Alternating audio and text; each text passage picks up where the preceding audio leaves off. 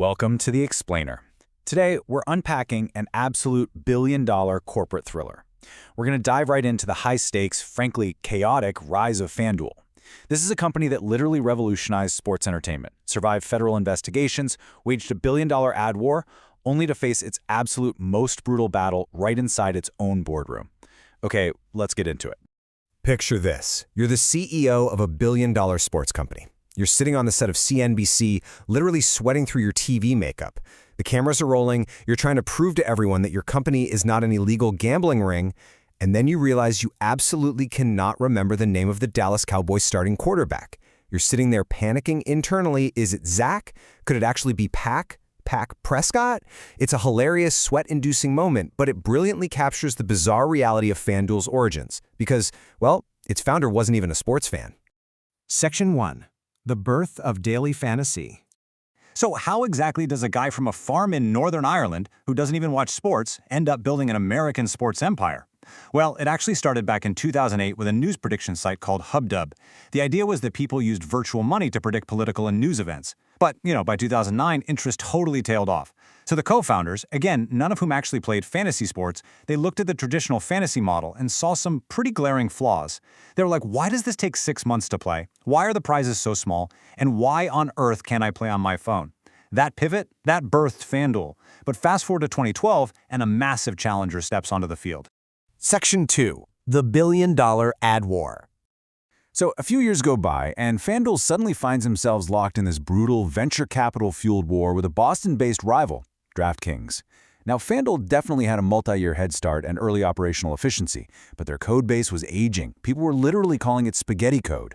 Then DraftKings shows up in 2012. They're this tech-driven, incredibly aggressive fast follower, and they are armed to the teeth with rumors of a staggering $500 million war chest. FanDuel's leadership did the math, and they realized DraftKings was aiming to spend hundreds of millions for one reason, just to catch them. Refusing to lose their early lead, FanDuel's board made a massive decision. They went all in. I mean, look at this number. In a single week, just week 3 of the 2015 NFL season, FanDuel spent a mind-blowing $17 million.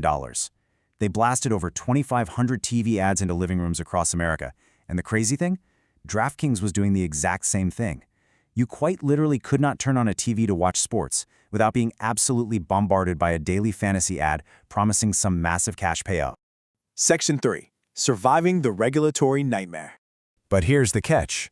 Those inescapable, relentless ads, they painted a massive target on both of their backs. It brought down severe regulatory scrutiny for what critics were calling an open and notorious gambling operation. I mean, the New York Attorney General is issuing orders to shut them down. The FBI is launching investigations in Boston and Tampa. It was chaos. The stress was so intense that CEO Nigel Eccles literally kept a written list of all the terrifying, existential ways his company could die overnight. We're talking criminal charges, FBI raids, payment processors like PayPal just pulling the plug, or simply running out of cash from that insane ad spend. Basically, it could all be game over in a heartbeat.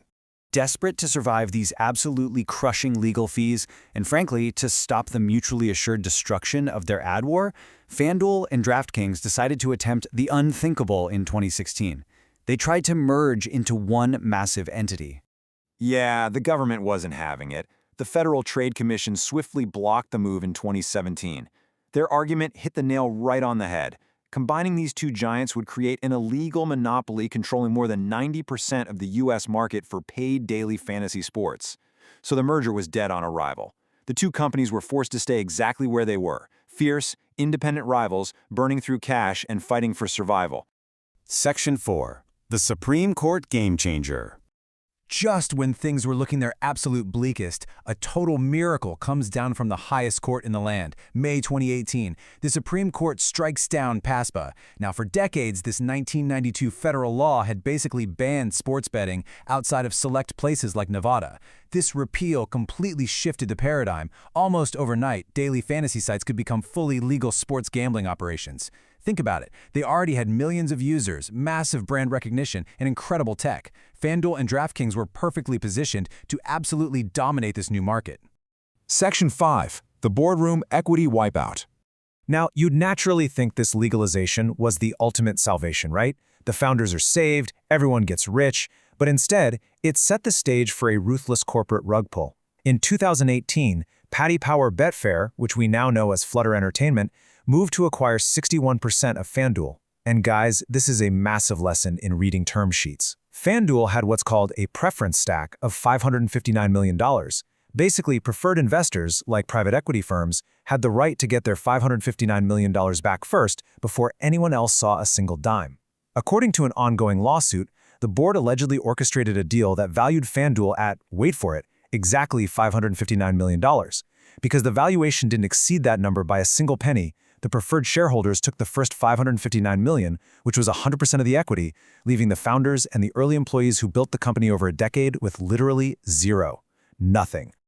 Obviously, the founders took them to court, and when you look at the timeline, it explains exactly why they're so furious. Now, to be clear, the investors maintain that these allegations of a fake, lowball valuation are totally baseless, but the founders point out a pretty glaring detail.